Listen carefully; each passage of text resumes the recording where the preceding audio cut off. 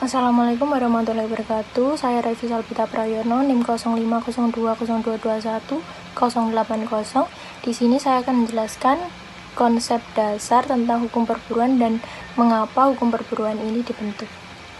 Filosofi hukum perburuhan akan membuat kita mengerti mengapa hukum perburuhan lahir dan tujuan yang ingin dicapai oleh keberadaan hukum perburuhan. Lalu, bagaimana hukum perburuhan itu lahir?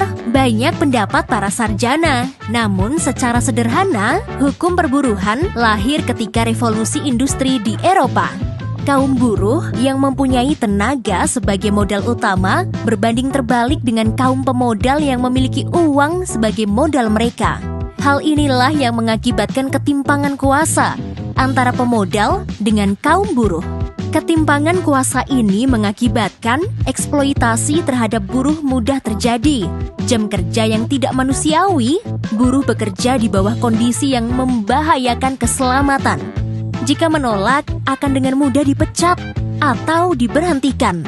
Nah, untuk memperkecil ketimpangan ini, muncullah hukum perburuhan sebagai bentuk intervensi pemerintah agar gap atau ketimpangan yang terjadi tidak semakin parah. Hakikat hukum perburuhan menurut Otto Kahn Freund adalah timbulnya hukum ketenagakerjaan dikarenakan adanya ketidaksetaraan posisi tawar yang terdapat dalam hubungan kerja antara tenaga kerja dengan pengusaha.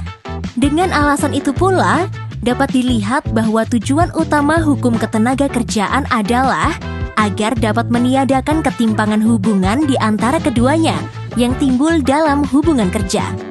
Hukum perburuhan sendiri memiliki karakteristik yang unik, yaitu memberi perlindungan bagi pihak yang lebih lemah dan merupakan sebuah bentuk kompensasi dari ketidaksetaraan. Merupakan integrasi dari hukum publik dan privat.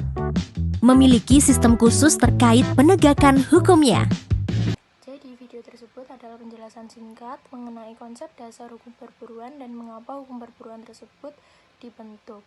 Sedangkan hukum perburuan di Indonesia dimulai pada saat zaman penjajahan, di mana kerja rodi berlangsung, dan seiring berjalannya waktu dimulai dari pemerintahan yang dipimpin oleh Presiden Soekarno hingga sekarang.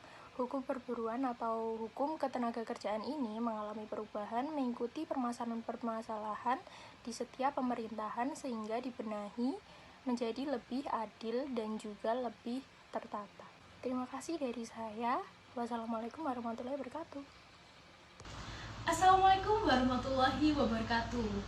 Perkenalkan, nama saya Salma Flavia Mirla dengan NIM 0502022183.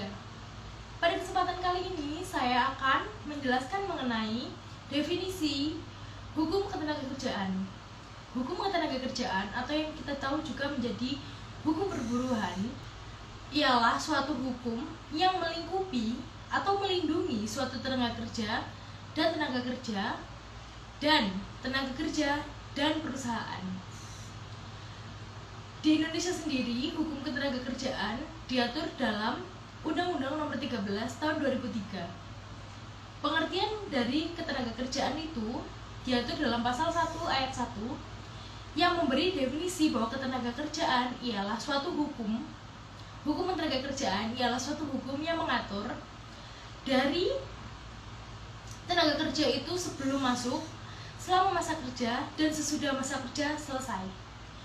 Dilihat dari pasal ini bahwa hukum tenaga kerja bisa diluaskan lagi, yaitu hukum tenaga kerjaan itu mengatur dari sebelum tenaga kerja itu masuk, selama masa kerja itu terjalin atau terjadi, lalu sesudah masa kerja selesai. Sekian pengertian dari saya. Mohon maaf jika ada salah kata. Saya akhiri. Wassalamualaikum warahmatullahi wabarakatuh. Dan Nabila Zahro, NIM 050402211110. Saya akan menjelaskan tentang pengembangan dasar yuridis hukum perburuan. Di sini secara yuridis, buruh memiliki hak kebebasan yang dilindungi oleh peraturan perundang-undangan yang berlaku, namun secara sosiologis kedudukan buruh tersubordinasi oleh majikan. Nah, Di sini majikan memiliki kewenangan untuk memerintah buruh dan menetapkan syarat-syarat kerja dan keadaan perburuhan. Dengan kata lain, kedudukan majikan lebih tinggi daripada kedudukan buruh dalam hubungan perburuan. Di sini hukum perburuan ada hukum yang berlaku. Yang pertama ada undang-undang, yang kedua ada peraturan-peraturan, yang ketiga ada kebiasaan atau bisa disebut adat, yang keempat ada perjanjian, yang kelima ada traktat, dan yang terakhir ada yang namanya putusan.